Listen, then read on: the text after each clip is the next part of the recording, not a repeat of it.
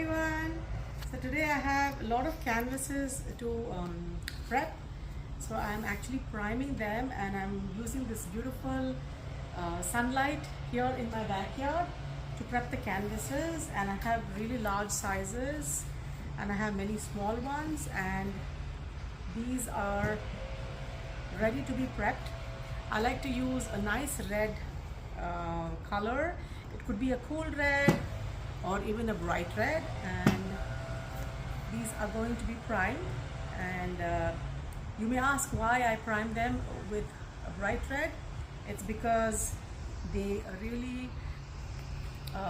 sort of give a brightness to the painting, and you can see little specks of the red even after the painting is done, and that gives a very beautiful an interesting and a very exquisite look to the paintings. So let's go ahead and prep these.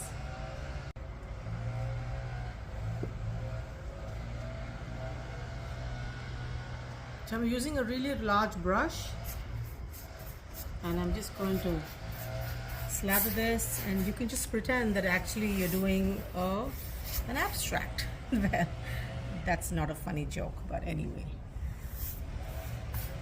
So another way, which I don't recommend doing this, but sometimes you can just pour the paint over the canvases in case you want to get that thicker coat of paint on the canvas. And sometimes it's really nice to hold the brush like this instead of like this, because the arms and fingers don't hurt as much.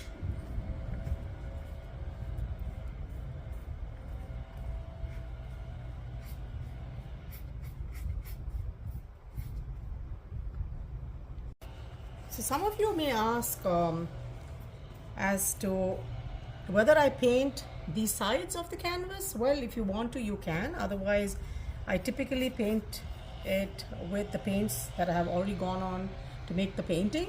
But if I'm using a gallery wrapped canvas, the ones which are really thick and they go like 1.5 to 2 inches deep on all the sides, for those I will use the red paint to cover the entire canvas, because I do paint on the sides as well to give you that really beautiful thick dimensional look.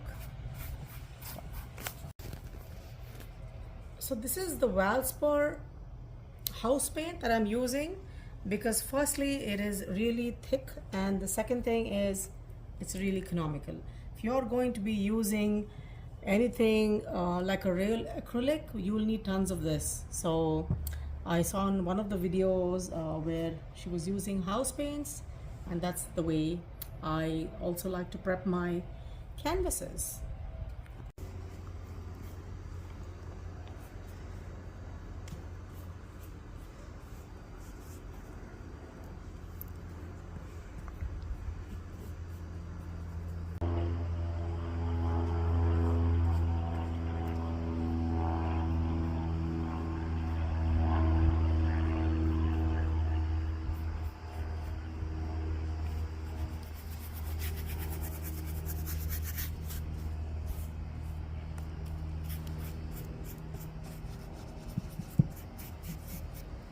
Let me talk now.